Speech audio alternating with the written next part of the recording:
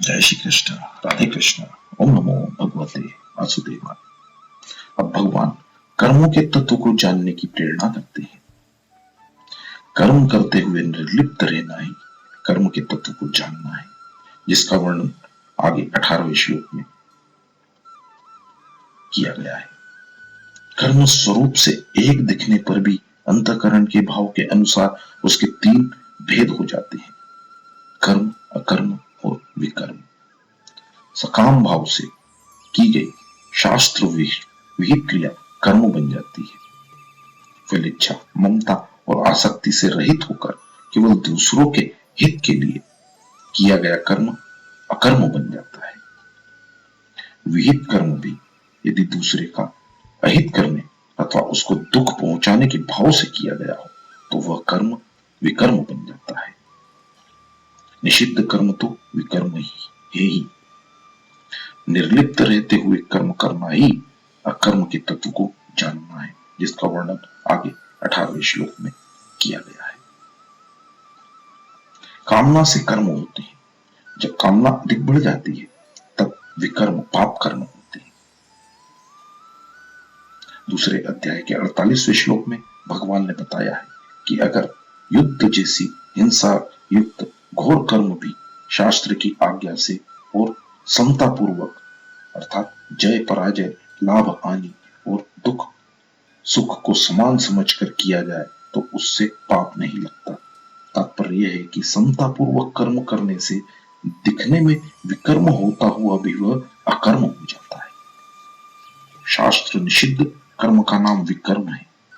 विकर्म के होने में कामना ही हेतु है। 16वें अध्याय में जहां आसुरी संपत्ति का वर्णन हुआ है वहां 8वें श्लोक से 23वें श्लोक तक काम शब्द कुल 9 बार आया है। इससे सिद्ध होता है कि काम अर्थात कामना ही संपूर्ण आसुरी संपत्ति विकर्म का कारण है। अतः विकर्म का तत्व है कामना और विकर्म के तत्व को जानना है विकर्म का स्वरूप से त्याग करना तथा उसके कारण का कामना का त्याग करना। कौन सा कर्म मुक्त करने वाला है और कौन सा कर्म बांधने वाला है, इसका निर्णय करना बड़ा कठिन है। कर्म क्या है, अकर्म क्या है और विकर्म क्या है, इसका यथार्थ तत्व जानने में बड़े बड़े शास्त्रज्ञ विज्ञान विद्वान भी अपने आप को असमर्थ पाते हैं। अर्जुन भी इस तत्व को न जानने के कारण अपने युद्ध रूप कर्तव्य कर्म को घोर कर्म मान रहे हैं। अतः कर्म की गति ज्ञान या तत्व बहुत गहन है।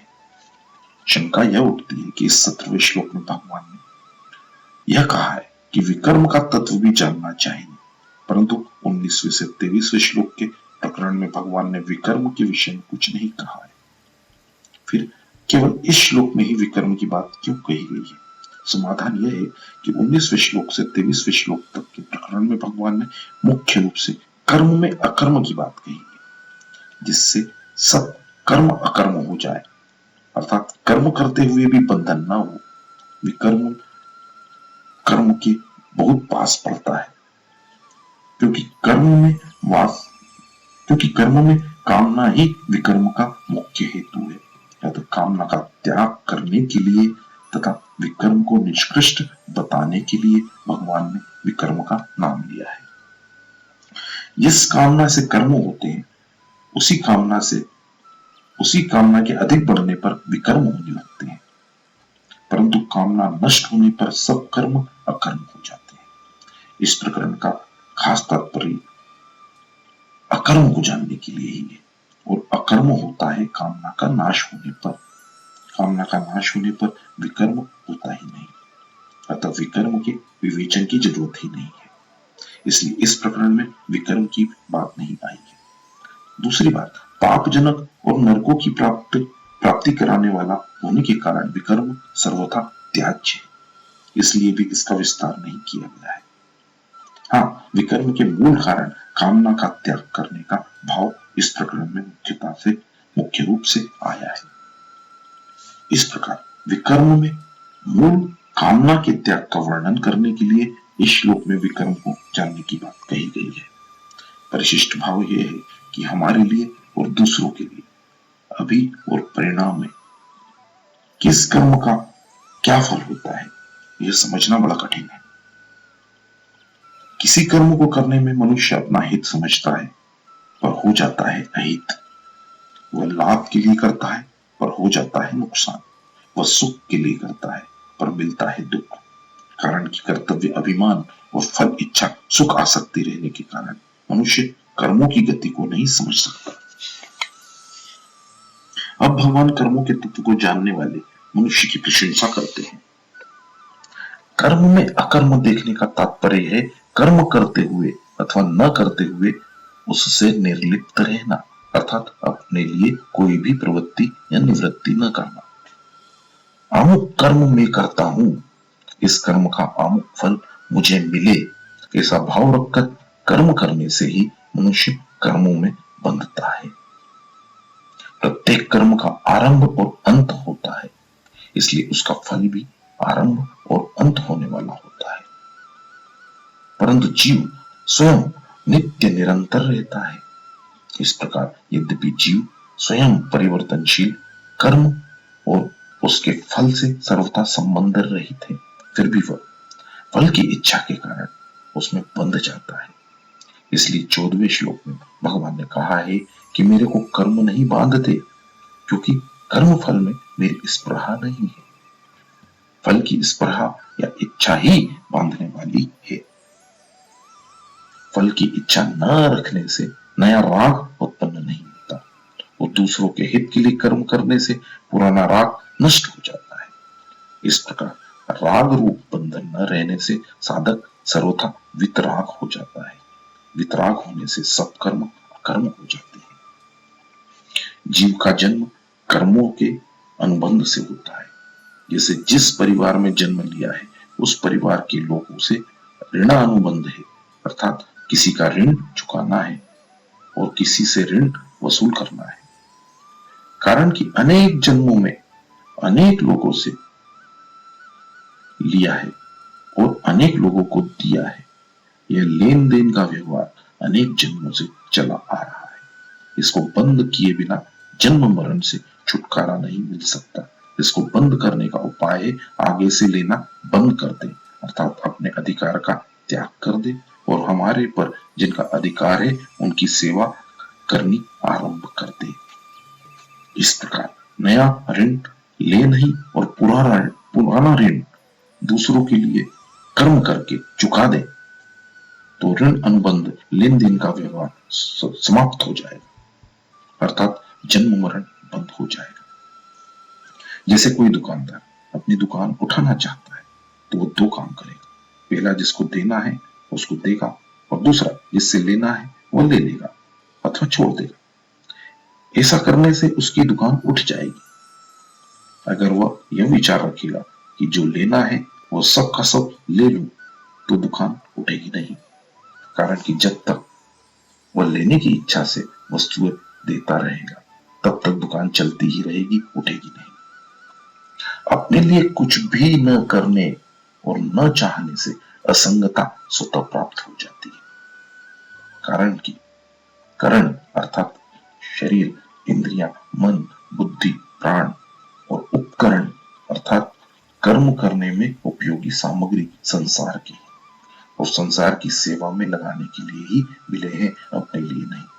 इसलिए संपूर्ण कर्तव्य कर्म अर्थात सेवा, भजन, जप, तप, सामत, ध्यान, समाधि केवल संसार के हित के लिए ही करने से कर्मों का प्रभाव संसार की ओर चला जाता है और साधक स्वयं असंग निर्लिप्त रह जाता है।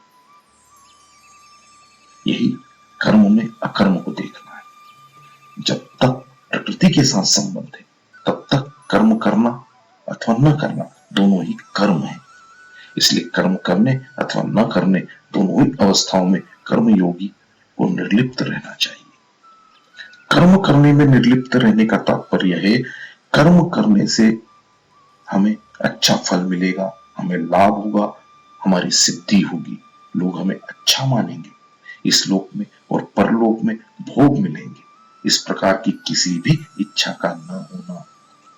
वैसे ही कर्म न करने में निर्लिप्त रहने का तात्पर्य है कर्मों का त्याग, करने से हमें मान, आदर, भोग, शरीर का आराम आदि मिलेंगे। इस प्रकार की किंचित मात्र भी इच्छा का न होना। दुख समझकर एवं शारीरिक क्लेश से, भय से कर्म न करना राजस त्याग है, और मोह, आलस्य, प्रमाद के कारण कर्म न करना तामस त्याग है। ये दोनों ही सर्वथा त्याज्य हैं। इसके सिवाय कर्म न करना यदि अपनी विलक्षण स्थिति के लिए है, समाधि का सुख भोगने के लिए है, जीवन मुक्ति का आनंद लेने के लिए है, तो इस त्याग से भी प्रकृति का संबंध विच्छेद नहीं होता। कारण कि जब तक कर्म न करने से संबंध है, तब तक प्रकृति से संबंध बना रहता है। प्रकृति से सर्वथा संबंध विच्छेद होने पर कर्मयोगी कर्म करने और न करने, इन दोनों अवस्थाओं में ज्यों का त्यों निर्लिप्त रहता है। अकर्म में कर्म देखने का तात्पर्य है निर्लिप्त रहते हुए कर्म करना अथवा न करना। भाव यह है कि कर्म करते समय अथवा न करते समय भी नित्य निरंतर निर्लिप्त रहे। संसार में कोई कार्य करने के लिए प्रवृत्त होता है तो उसके सामने प्रवृत्ति करना और निवृत्ति न करना दोनों आती है। किसी कार्य में प्रवृत्ति होती है और किसी कार्य में निवृत्ति होती है, परंतु कर्मयोगी की प्रवृत्ति और निवृत्ति दोनों निर्लिप्तता पूर्वक और केवल संसार के हित के लिए होती है।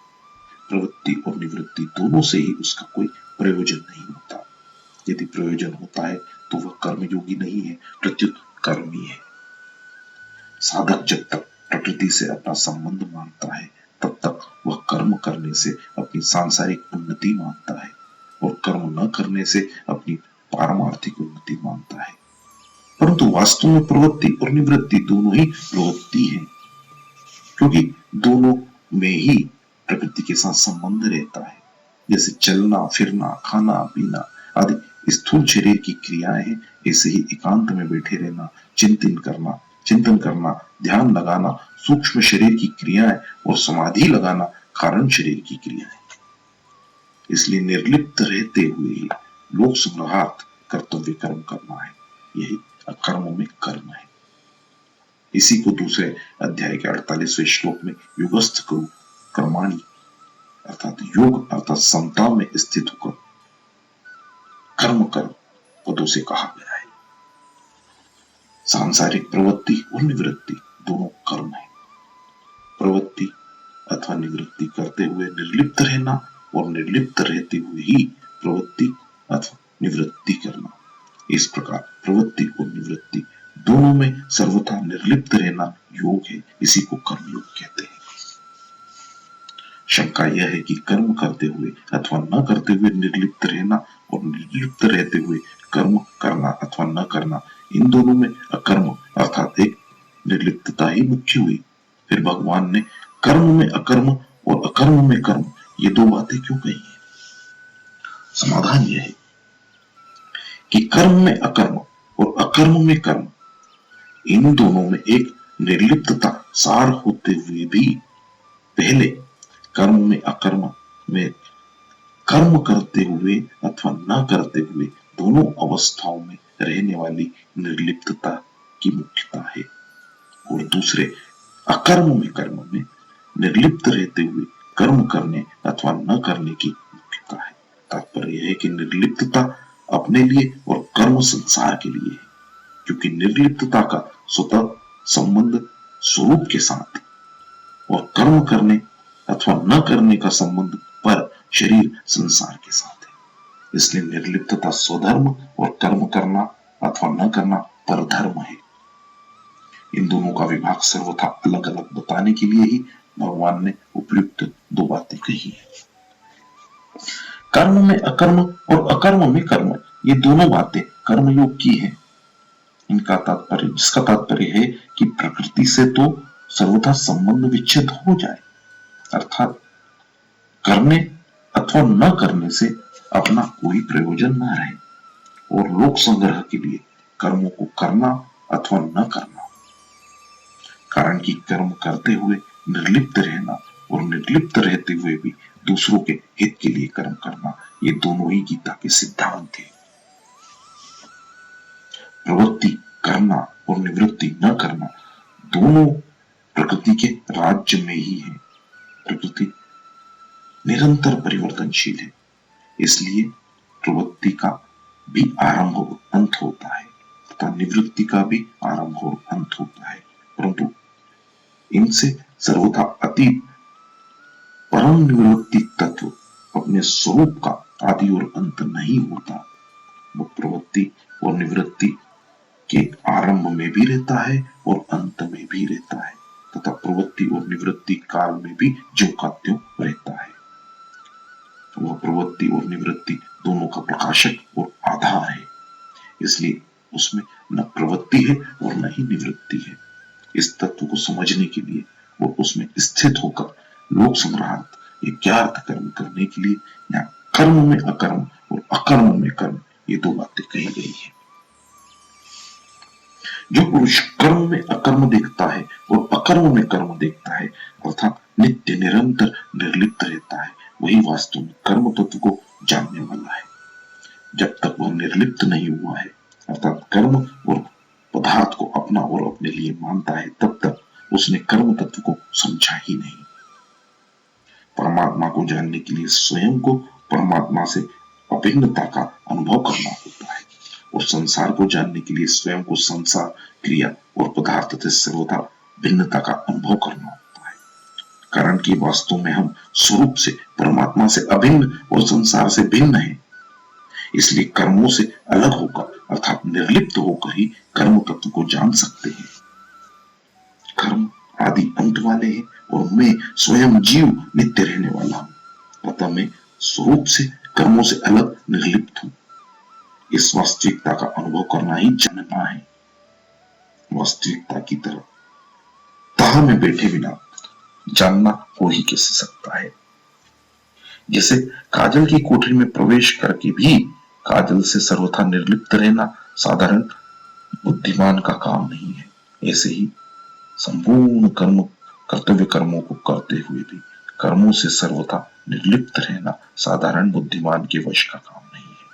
इसलिए भगवान ऐसे कर्मयोगी को मनुष्यों में बुद्धिमान कहते हैं। 18वें अध्याय के 10वें श्लोक में भी भगवान ने उसे मेधावी बुद्धिमान कहा है। अभी 17वें श्लोक में भगवान ने कर्म, कर्म और विकर्म तीनों का तत्व समझाने के लिए कहा था। यहाँ मनुष्येषु बुद्धिमान पद देकर भगवान मानो यह बताते हैं कि जिसने कर्म में अकर्म और अकर्म में कर्म के तत्व को जान लिया है, उसने सब कुछ जान लिया है, अर्थात वह ज्ञातत्व हो गया है। कर्मयोगी सिद्धि असिद्धि में सम रहता है। कर्म का फल मिले या न मिले उसमें कभी विषमता नहीं आती, क्योंकि उसने फल इच्छा का सर्वथा त्याग कर दिया है। समता का नाम योग है। वो नित्य निरंतर समता में स्थित है, इसलिए वो योगी है।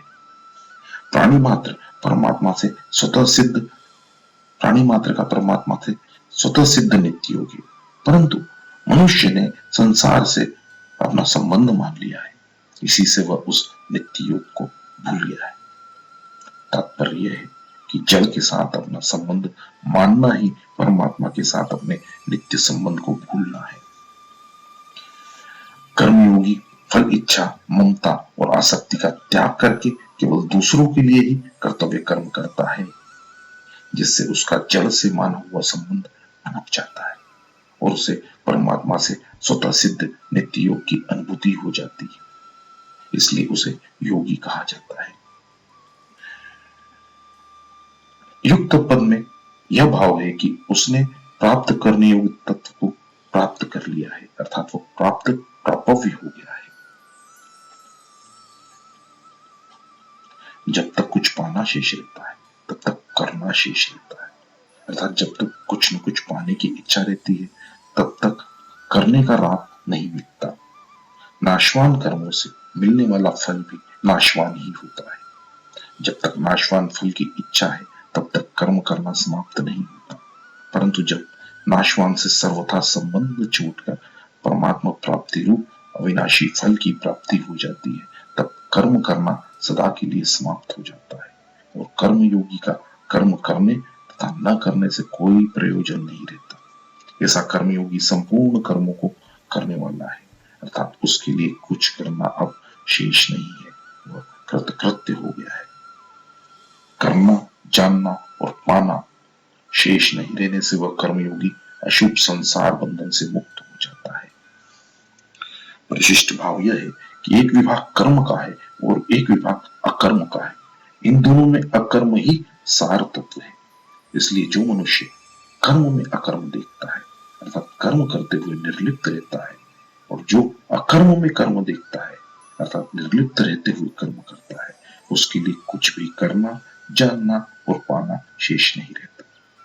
जैसे किसी कर्म के आरंभ में तो गणेश जी का पूजन करते हैं, पर कर्म करते समय हरदम उनका पूजन नहीं करते। ऐसे ही कोई यह न समझ ले कि कर्म के आरंभ में एक बार निर्लिप्त हो गए तो अब उस निर्लिप्तता को हरदम नहीं रखना है। इसलिए भगवान ने यहाँ उपयुक्त दो बातें कही।